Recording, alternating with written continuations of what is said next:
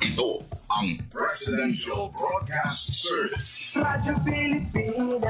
Radyo Publiko ng Bagong Pilipinas para sa Bagong Pilipino. Naghahatid ng mahahalagang balita at impormasyon na guugnay ng pamahalaan sa sambayanan. Tulay sa himpapawi ng serbisyo publiko. Radyo Pilipinas. Radyo Publiko. Ang boses ng Pangulo sa Iloilo. Radyo Pilipinas. 585 AM. Mga bilas 2:07 na sa hapon. Mga labing ulihing hitabo, hibaluon, mga hangka at tubangon, mga bagay nga importante, aton ginahalungan, aton ginabantayan. Ululupod kita sa Bantay Banwa, Bantay Banwa. Ang programa na magatulong sa inyo sa labing ulihing nga balita, mga panubyan o kampanya para sa kayuhan sang tanan. Ikaw, ako, kita, Bantay Banwa.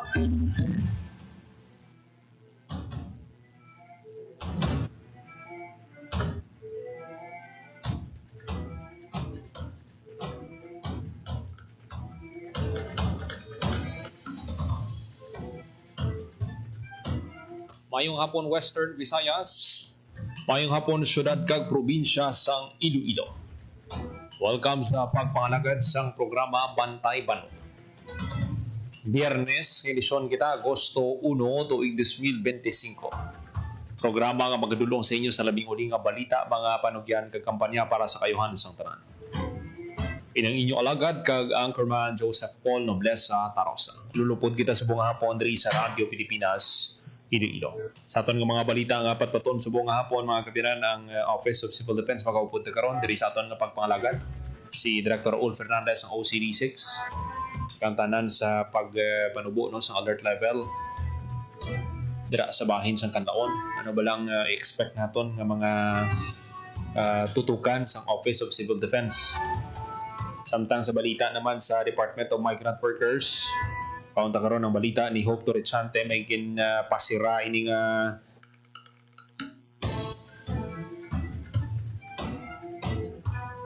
pasira sila mga kabiyanan nga Visa Consultancy Agency. Kaunta ang detalye sina karon no, kay Hope Torrechante. Iban pagit ng mga balita no, tinguan man nga labuton ng Iloilo City Police Office patapos nga nakuha nila ang pagkilala ilang Best City Police Office sa bilog ng Pilipinas. Kilala ini sila sa Camp Crame. Kaunta ang detalye sina karon no, tinguan nga labuton ang Iloilo City Police Office.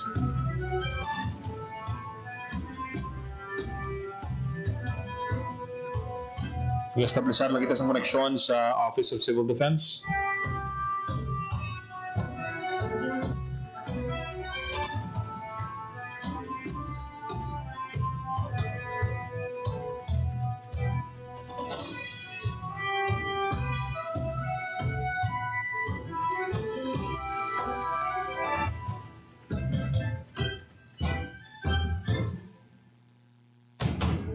Just minutos makaligan sa takna ng alas 2 sa hapon.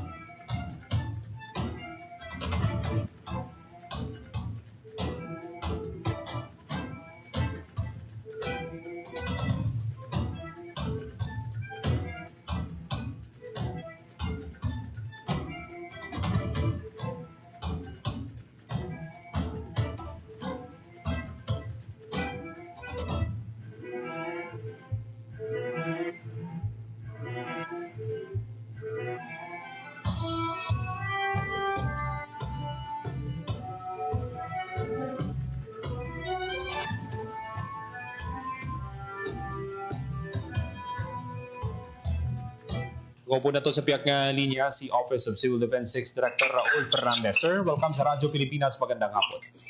Magandang hapon, Paul, at maraming salamat sa pagbibigay sa atin ng panahon sa inyong programa sa Radyo Pilipinas.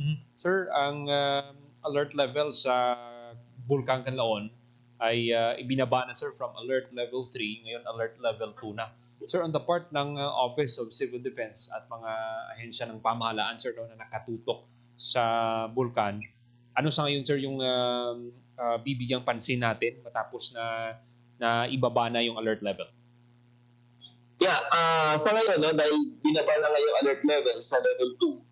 So, umano na rin yung, pinayagan na rin natin makabalik yung mga na-displaced, internally displaced persons natin na nasa loob ng 4 to 6 kilometer radius from the summit of the volcano. However, ang ating naging requirements dito as per advice ng ating NDRRMC is kailangan merong support coming from the local government in a form of resolution, no, nanggagaling sa sangguniang bayan o sa sangguniang panglungsod, no,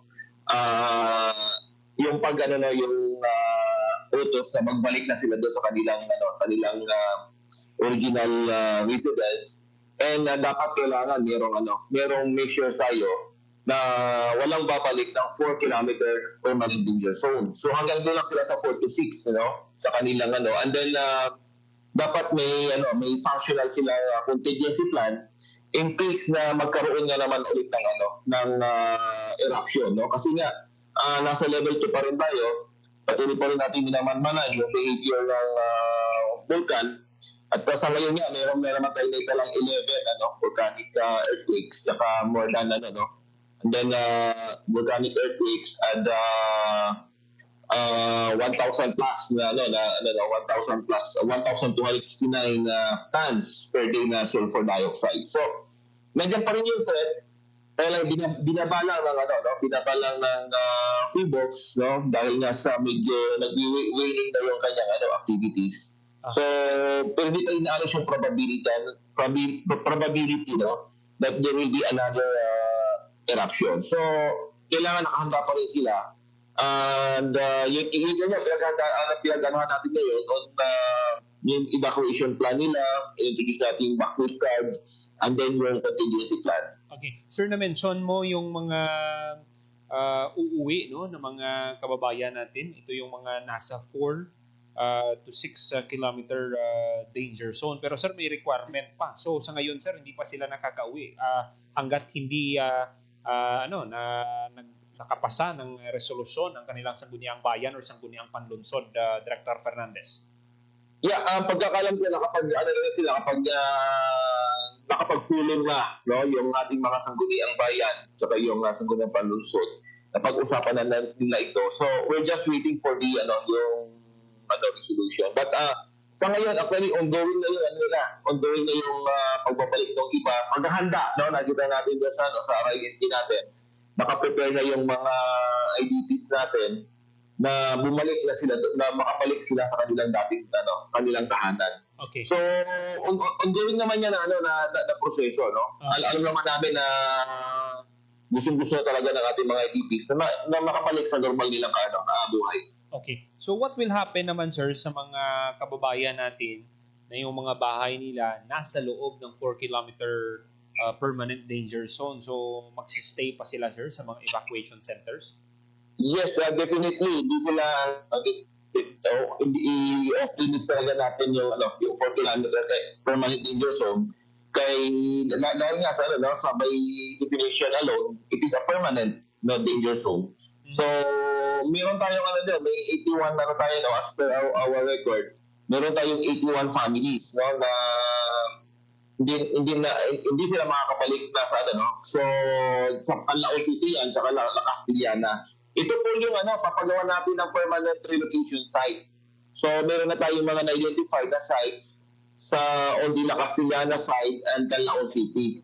So, yun naman yung pagtutunan natin ng pansin, no, kaya nga bumuna ng ating presidente, bumuna ng National Task Force Panlaon para once and for all magkaroon ng solusyon itong mga affected families natin or communities na nakapaloob doon sa 4 kilometer permanent danger zone. Sir, yung na-mention mo 81 families, ito yung mga residente ng La Castellana City sa Negros Oriental at Canlaon City sa Negros Oriental, Director Fernandez. Yes, 45 families sa Canlaon City at 36 naman sa La Castellana. Okay. So sa ngayon, sir, from response operations, ngayon nasa ano na kayo ngayon, sir, sa recovery and rehab? Yes, early recovery na yung ating tinitingnan. And yung nakaraang araw, nagkaroon kami ng meeting sa Regional Interagency Cell. And na-discuss na namin ito. And yung mga LGUs, pinag-present namin kung ano yung kanilang mga needs.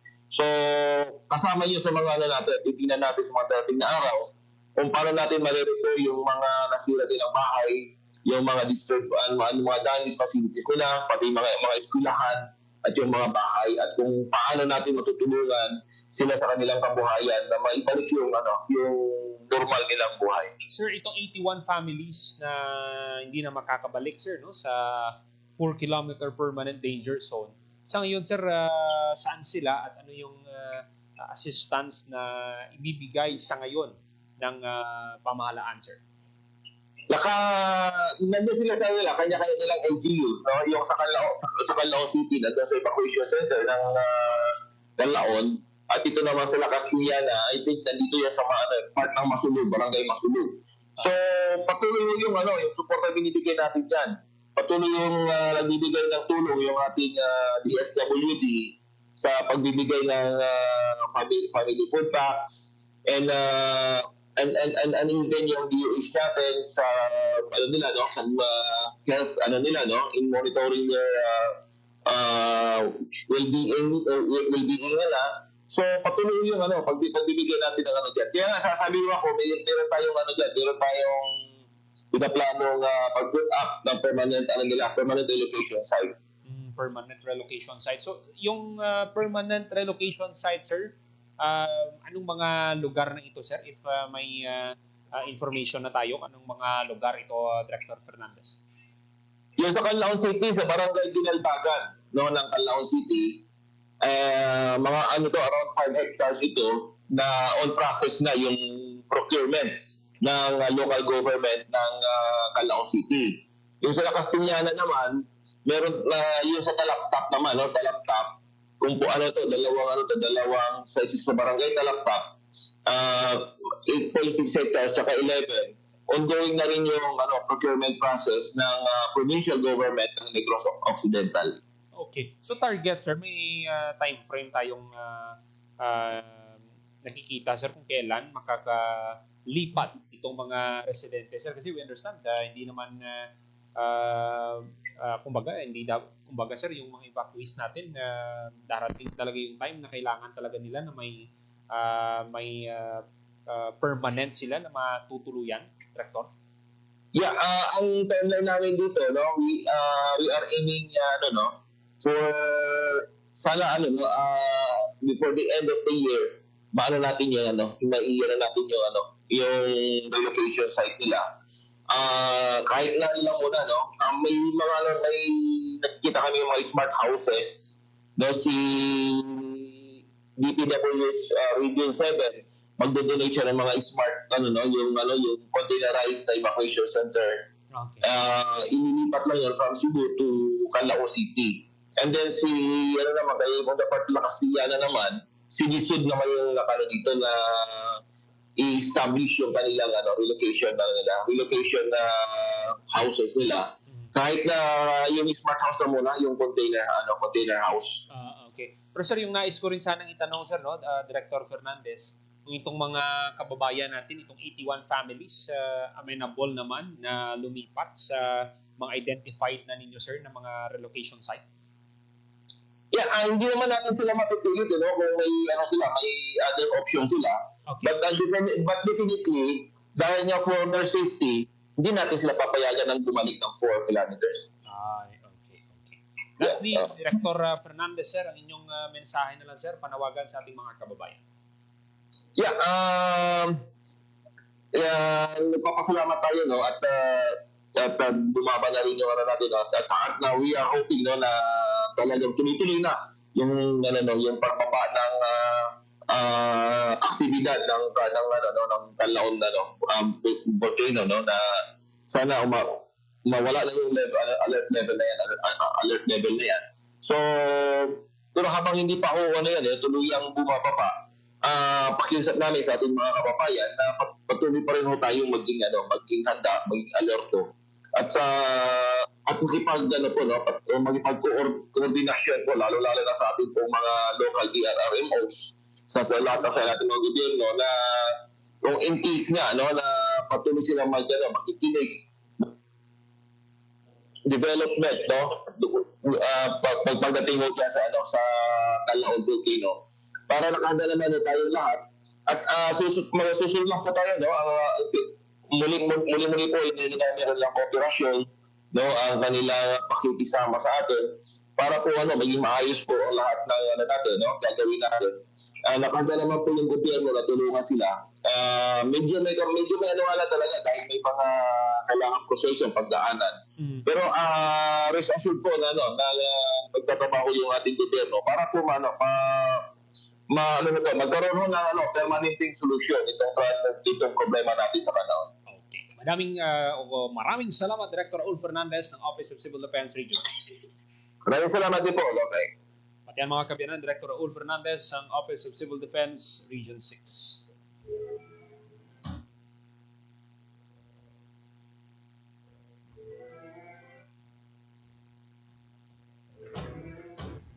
Pero ang 81 gid ka pamilya nga ara sa sulod sang 4 kilometer permanent danger zone hindi na gid ka balik. Kasi masubo man kasi siyempre pila ka tuig ka mga dira ka mo balay, ka mo nagtukod sa inyong mga handom, yung gid-eskwela inyong mga kabataan. Pero safety sang mga kauturan ang prioridad sa gobyerno. Pati may mga permanent relocation site, hindi pamangkot natin nga ni si Director, mapasugot balay ning mga kauturan nga mag-silo sa na-identify nilang relocation site. Pero klaro man ang instruction or klaro man ang sabat ni Director, hindi naton sila mapilit kung may other options sila. Pero sigurado hindi na sila kabalik sa 4-kilometer permanent danger zone. Nagkaroon ng focus ang Office of Civil Defense, early recovery, rehab na, ang mga nagkalaguba ng mga dalan, mga nagkalaguba ng balay, sa mga apektado ang residente, mo naman yung pagkatutukan sa gobyerno. Rest assured, kay Director Fernandez, natin ginaobra ng gobyerno ang tanan para sa safety man ninyo, kung ano man dirang mga kinahanglan pangitaan ni Diyos sa aton nga government. Papamuno ba ni President Ferdinand Bongbong Marcos. 25 minutos pagkaligat sa takna, alas 2 sa hapon. This time, kontang report ni Hope Torrechante. Naging pasirang visa consultancy agency ang DMW. Diri sa aton sa syudad. Sa syudad sang Iloilo. Kontang detalye sa report ni Hope Torrechante. Radyo Pilipinas. Hope, mayong hapon. Yes, Paul, mayong hapon, ginpasirado o kung ginsiraduhan sa Department of Migrant Workers ang branch sang isa ka visa consultancy agency sa Iloilo City sini nga Biyernes, August 1 imbukada pa lang yan sang bulan sang Agosto. Nagapabalo na ang DMW nga seryoso ini sa ilang kampanya kontra illegal recruitment. So kay DMW Assistant Secretary Jerome Alcantara, ang Visa to America Manila Incorporated involved sa recruitment and placement activities apang wala sang nagakaigo nga pahanugot halin sa ahensya. That is why inakabig siya nga illegal recruitment. Ginpahayag pa sang opisyal nga nagatanyag ang kumpanya sa lain-lain nga trabaho sa Estados Unidos, partikular sa mga teaching position kag hospitality industry, kung sa diin ang tuigan nga sweldo yara sa $40,000 to $100,000. So nag-ugat ini Paul no ang closure order sa sandig sa nangin or nabaton nga reklamo sa DMW sa ginhiwat nga legal assistance session sa DMW Jobs Fair sa June 12 araw ng kalayaan. So siling ni Alcantara halin sadto no since June 12 sa nabaton ini nga reklamo nagahiwat na sang serye sang surveillance ang DMW kontra no sa visa consultancy agency nga ini. So actually Paul ang ginhiwat nga closure kaina no sa Visa to America Manila branch diri sa Iloilo City, kumaga simultaneous ato Paul no sa iban pa nga mga branch sang correct no sang Visa Consult or Visa to America Manila Incorporated. So may 8 ka branch Paul no ang Visa to America Manila Incorporated. May ara ini sa Cebu City, also no sa Lucena City sa Quezon, amo man sa diri sa Iloilo City dira sa may distrito sang Mandurriao, also sa may Isabela sa Santiago City, Isabela. May ara man sila branch sa may Quezon City, ang ilang main office ara sa Ortigas sa may Pasig City. Also may ara man sila sang branch sa may Davao sa Davao City, and also sa Zamboanga City. 8 ka branch Paul simultaneous dululungan nga ginsirado sa DMW bangod sa illegal recruitment. So ang ginaobra nila no nagatanyag sila sa visa application kung sa diin may duha no ka visa options nga pwede pilian ang mga gina-recruit nila no. So may ara sang J1 kag H1B.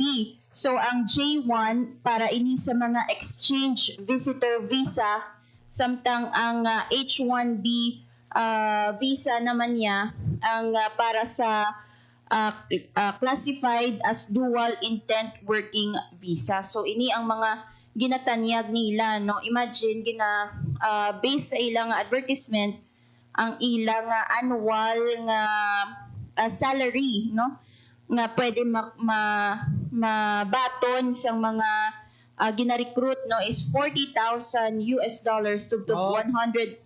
40,000 so mga ano na mga yes, sobra 2 ka milyon.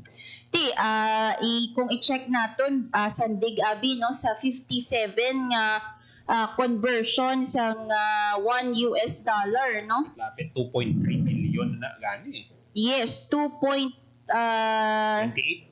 20 or 280,000 no. 2,280,000. Paano na tiktikan hopes ang DMW? Kasi hindi lang gali isa ka branch ini, 8 ka branches sa bilog nga pungsod. Yes. Kadamo gid sang matuntuhan nila sini Hope. Nag-start na Paul no sa reklamo nga nabaton kay may sang June 12 may ginhiwat nga jobs fair ang DMW no sa araw ng kalayaan. Kag parts ang sining job fair ining legal assistance session. Kag sa legal assistance session may nagreklamo. So ang ini gin-action na nila pinaagi sa pag-conduct sang series of surveillance. So since June 12 nag-surveillance sila kag subong adlaw no August 1 imbukada sa Agosto gina-implement ining closure order batok sa nasambit no nga consultancy agency ining Visa to America Manila Incorporated. 8 ka branch, so that would mean 27 na no ang napasarado sa DMW sa bilog nga Pilipinas bangod sa mga paglapas sa layi no and kalabanan illegal recruitment. Gusto naton i-educate man ho pangaton nga mga kauturan nga nagapamati ano ang mangin epekto, no? Kung ikaw, Abi, mag-engage ka dira sa transaksyon sa mga amo nga mga illegal recruitment ng mga agency, anong mga epekto sini? Kung in kaso nga gusto mo ito magpadulong sa pungsod Amerika or sa inman nga bahin sa pungsod. Yes, siling gani no ni Assistant Secretary Alcantara nga sang DMW ang mga agency nga ini wala kasang protection no. So sa aton yung mga kauturan nga luyag no nga magtrabaho sa guwasang pungsod, dapat i-make sure nila nga ang agency nga ina legit no. Kumbaga with authority from DMW no nga pwede sila maka-operate as a recruitment and placement agency no. So sa aton nga mga kauturan, kung wala sa listahan sa DMW kay sila gani ni Assistant Secretary Alcantara, pwede Manila ma-check sa DMW mismo kung lehitimo bala no ang agency. So kung hindi no, wala sang protection ang individual nga nagsulod no or nagpaagi sa isa ka illegal nga recruitment agency. Ang isa pagit nga nakita naton dira basi ay ayhan mas barato sila kaysa sa legit nga mga agency. Amo na nga ang mga kauturan tabala nga nagapasimpalad na magtrabaho sa guwasang pungsod, mas gina-prefer nila or mas makaganyat sila sa mga tao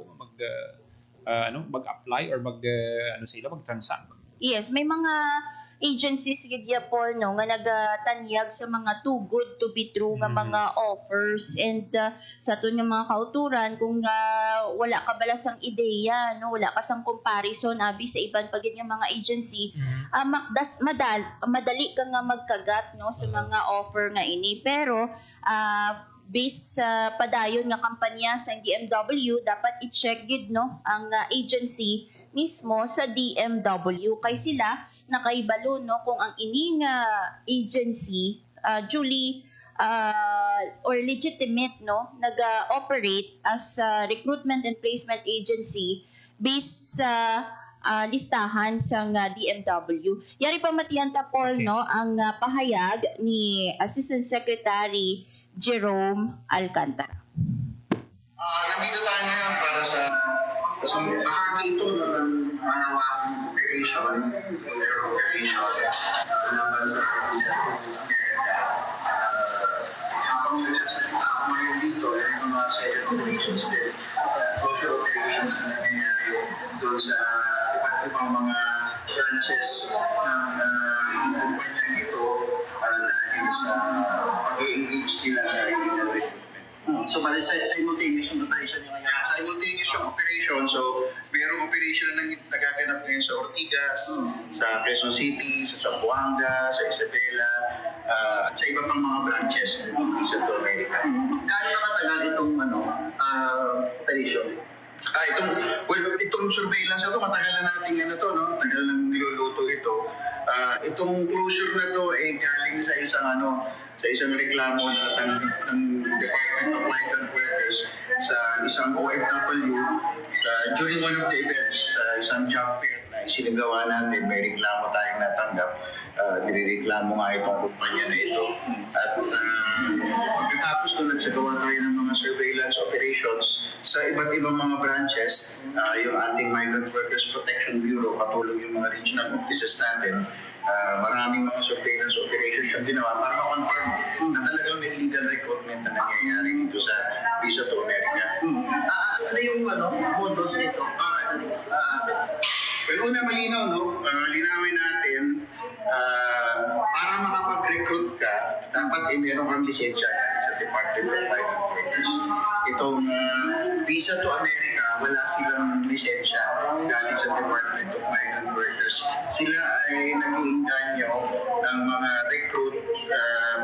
Ang pangako ay teacher para sa Amerika. O kaya naman yung pangalan, Visa to America. So teachers, at ang inaalok nila ay mga packages, no? Tutulungan sila sa pagkuha ng visa at meron trabaho bilang teacher na nakaabang sa kanila pagdating nila ng Amerika. Ito ay naniningil ng mula 300 to 500,000 na fee mula dun sa mga aplikante. May pangako na malaking sahod mula $40,000 hanggang $100,000 annually dun sa mga recruits nila. Para makapag-recruit.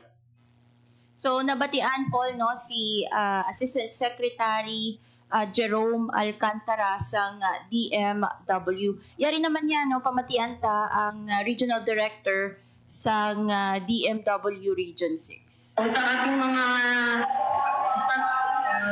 establishmento na wala pang mga license agencies, we are monitoring your activities. So, ang Department of Migrant Workers, gumagawa talaga ng paraan para matigil yung mga illegal na recruitment dito sa ating area. So nagapaandam ang DMW Paul no sa mga establishments nga exercise ang sining placement and recruitment ng activities bisan nga wala sang lisensya halin sa DMW. Siling gani no sang DMW seryoso sila sa sining kampanya sa pagtapna sang illegal recruitment and human trafficking sa pungsod alinsunod o kon sandig no sa mandato nga or direktiba ni President Ferdinand Marcos Jr. By the way Paul no sa sining Visa to America Manila Incorporated ang ginakalabanan sining mga nabiktima nila no ining mga or ang ginatanyag nila no is trabaho or posisyon bilang mga educators or mga manunudlo no sa Estados Unidos. So while ang agency no nag-promise ang assistance pinaagi sa pag-secure sang placement, ang nasambit nga agency wala nagagaranti sang timeline para sa ilang deployment. So ang company naga-operate in partnership sa Visa to America, isa ini ka US-based entity kag naga-assure no sa mga applicants sa potential job opportunities sa US pinaagi sa ilang mga affiliate partner schools and employers. So unfortunately no again wala sila sang lisensya to operate sandig sa mandato sang DMW. Hope, madamugit nga salamat. Para sa Bagong Pilipinas, Hope Torrechante, Radyo Pilipinas, Radyo Publiko. Maraming salamat Hope Torrechante sa report no. Maayo na kay ma-aware ang aton mga kauturan balang before ka mo mag transact sa sining mga recruitment agency, i-check nyo kidanay ang legitimacy sa opisina kay budlay nga way kamo sang proteksyon kadto kamo to sa iban nga pungsod. Igid kamo sang hangpon mag padulong na kamo didto kay way sang proteksyon nga mahatag gali sa inyo. Tapos ti ang offer do suntok sa buwan pa pila to 2.28 million kada bulan. Grabe ba? Muna nga double check yung idanay, hindi ka mo magpadaso-daso. Kay kung dasigid ka mo yung magpati sa mga makuha nyo impormasyon, kung gid ang tsansa nga matuntuhan ka mo. Validate yung idanay, check nyo gid. Kung gid sa may madula sa inyo kung ano ka mo anay, check ka mo.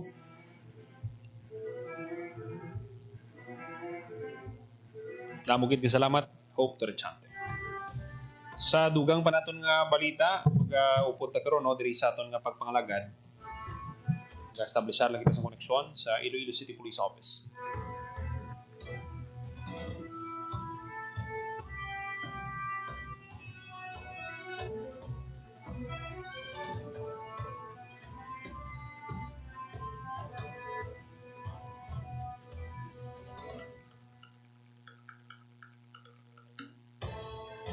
Magkaupo na ton sa piyak linya si Police Major Sheila May Sangrines, ang spokesperson sa Iloilo City Police Office. Ma'am, welcome sa Radyo Pilipinas. Maayong hapon.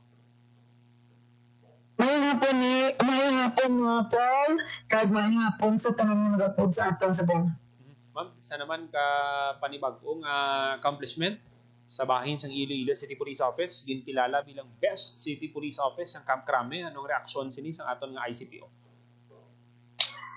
Nagapasalamat gid kita all no kag siguro makahatag lang ini sang dugang pagiging inspirasyon para sa mga personal naton kag sa aton man mismo amay-amay sa kapulisan sa ICPO kay ti na-pressure man no ang pagpaninga sa mga kapulisan diri sa siyudad sa Iloilo nga ti tagaan sang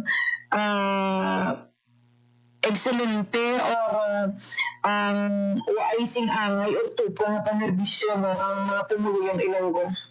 Kung ano ang basihan sini sa sining pag ginominate ka mo no together with the Pasig City Police Office kag sa area man sa Mindanao ang Zamboanga mo anong mga basihan sang committee ba? May ara nga validators sa nga nag-checkar sa aton both administrative kag mga operational accomplishments.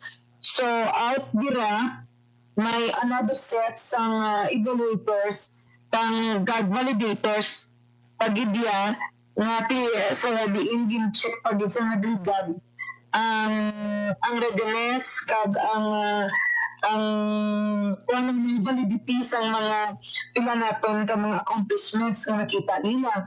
So isa to sa nagligad na sa July 24 ang Iloilo City Police Office dungan sa pagpamuno ni Sir Ligada dungan sa validation ni Jerry Petrenias para naman mag-representar sa aton local government unit ang munisipalidad sa Iloilo. So may mga practical sila nga mga exercises nagligad sa 9 minutes response time kabahin ato siya sa validation nga ginobra nila after nga ang first part sadto is table evaluation tanan kita nga mga staff mga hepe kag ang ato sa pagpamuno sa ato city director isa-isa nga gin pang-usisa gin pang-checkar no sa aton mga function tasking kag gin pang-checkar man no ang pila ka mga nangin contribution nato mga inisyatibo para sa overall performance ng kapulisan sa ICPO. So dungan to siya sundanay lang to no ang validation sa aton syudad kag sa aton City Police Office.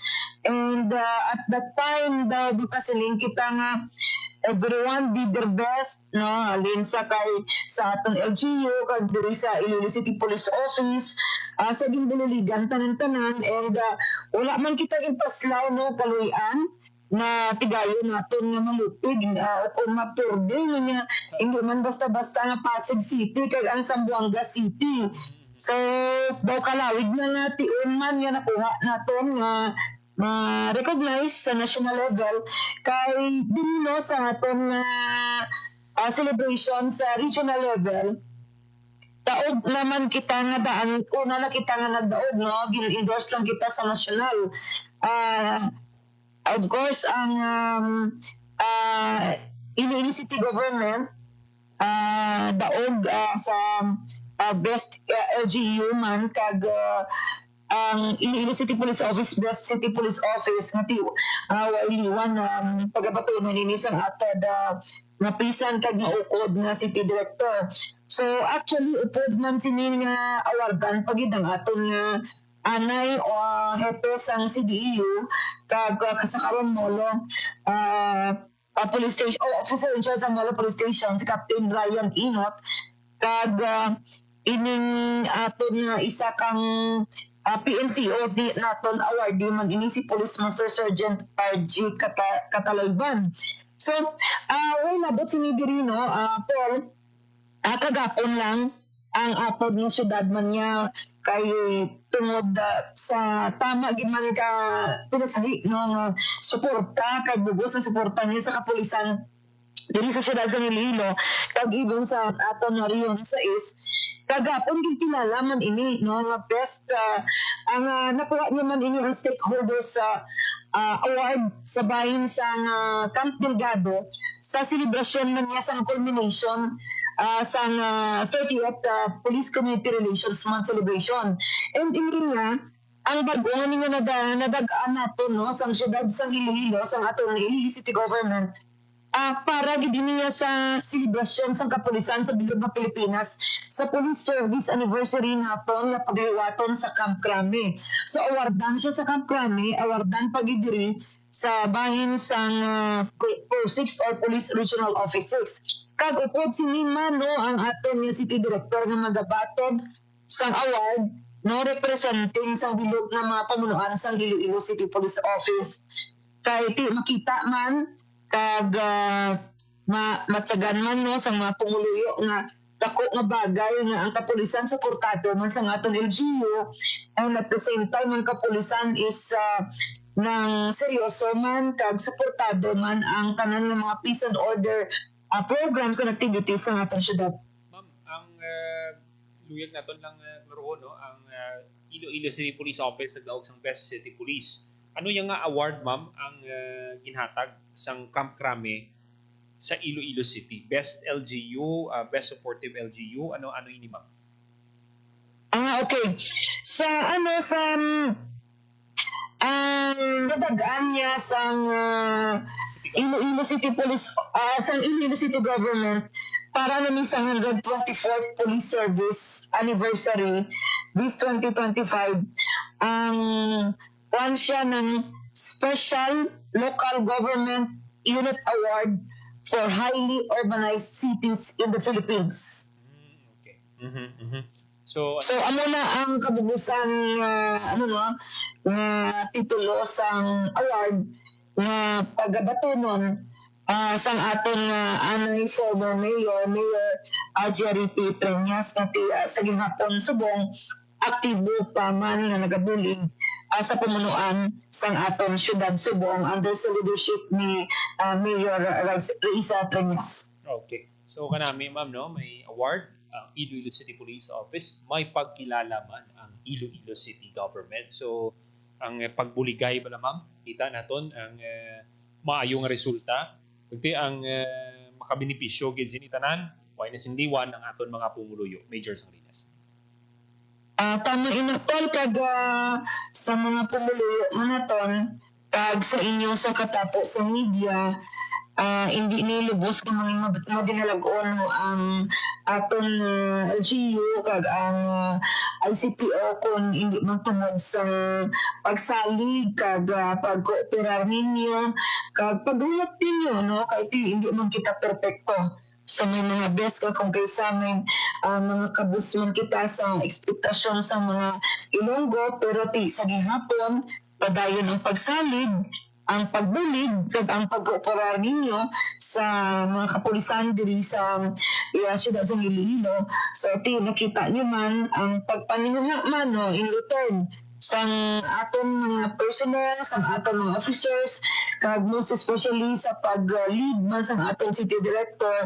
So nagbunga man kag nakita naton nga na-appreciate man no, sa national nga pamunuan sa kapulisan sa bilog nga Pilipinas. Ma'am, sa ano ini ihatag ang award sa ICPO kag sa Iloilo City Government?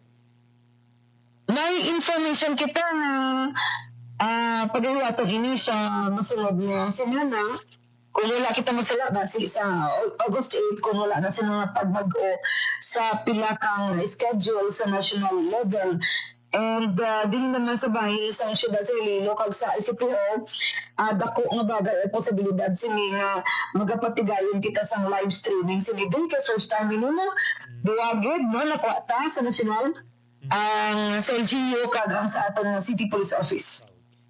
With this, madamo kita salamat, Police Major Sheila May Sangrinas, ang spokesperson sa Iloilo City Police Office. Thank you, Gid Paul, sa sinigkadunan, kaga siliwat na nga po. Yan mga kabiyanan, Major Sheila May Sangrinas, ang spokesperson sa ICPO. Pero isa man sa mabilib ka dira, no? Si Major Sangrinas, ilan na yan ka City Director, pero steady pulso siya gapon as spokesperson. Nabangod ang experience man ni Major Sangrinas. Hindi ko magsala ang sagit nga napabilib man ang mga kauturan ta, no? Ang natabo tubla sa El Haciendero na dumduman sa aton nga mga kauturan. may may insidente dito. Unti nag-amok ng isa ka pulis. O isang isang time na to, why ito sang spokesperson ata kay schooling ata to si Major. Kasi dito siya ang spokesperson sa time na to. Asa sa ulihi. Hindi, nagbalik siya. No? Munang natabo. No? Pwede na akong makita ang pagbuligay sa Iloilo City Government kag sa Iloilo City Police Office. Pagti siyempre, tagpamaba-man yuti amuning nagkapalapnag man sa impormasyon sa mga katapos ng media para mas matagan pagit ang aton ng mga kauturan. May nakuman nga papel kag siyempre ang ang pagtrabaho gid, ang hard work, ang dedication, ang teamwork sa Iloilo City Police Office nagiman sa pagpamuno ni Colonel Kim Legada.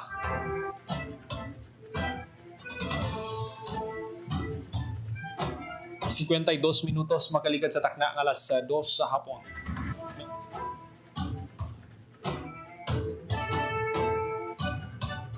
Mga kabyanan, public service announcement na kita ang Department of Social Welfare and Development Cordillera Administrative Region number 40 North Drive, Baguio City. Nagpangita sa mga himata sa isa ka bata ang iyara sa idalom sang temporaryong kustudiya sa Reception and Study Center for Children mo si Princess Andal, 5 year and 7-month-old female in-admit sa RSC CDSWD CAR sa Enero 20, 2025 matapos ng refer sa City Social Welfare and Development Office Alamino City para sa temporaryo nga pala silungan kag protective custody. Ang ilo isang bata mo si Almohaira Cilia Andal ang iyawli nga address kaya sa Kaliwag Pinagbuhatan, Pasig City, Metro Manila. Ang mga ginikanan ukon mga himata mahimo magpakikangot kay Ms. Jaireline Altian, Center Head ng RSC CDSWD CAR sa cellular number 0999-670-4647 o kung social worker Cheran May Milyan may cellular number 0915-026-1846. Ang kapaslawan sa paghimo sini pilit sa DSWD nga patigayonon ang administratibo nga deklarasyon sang bata nga legal nga magamit para sa adoption.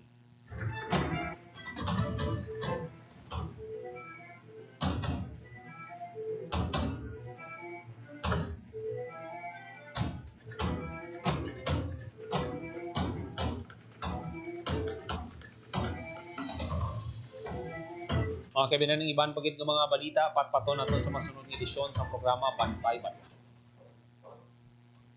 Inapasalamatan tang aton mga kaupdanan sa technical side, Mr. Rochelle Jones Sotahero, sa transmitter, Mr. John Magallanes, para sa Bagong Pilipinas, Joseph Paul Noblesa, Tarosa, Radio Pilipinas, Radio Publiko.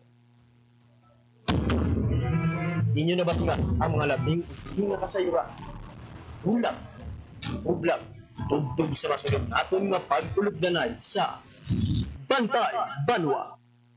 Ang inyong tulay sa himpapawid ng serbisyo publiko, ang Presidential Broadcast Service, Radyo Pilipinas, Radyo Publiko. Radyo Pilipinas, Radyo Publiko. Kinilala ng pag-international at prestigyosong Asia Pacific Broadcasting Plus Awards 2025 para sa kategorya ng Government Streaming. Ito ay dahil sa epektibo nitong pagsasanib ng mga tradisyonal na media tulad ng telebisyon, radyo at print para masabayan ang mabilis na pag-inog ng mundo ng digital at social media tungo sa mas epektibong paghahatid ng mahahalaga at napapanahong mga impormasyon sa mamamayang Pilipino.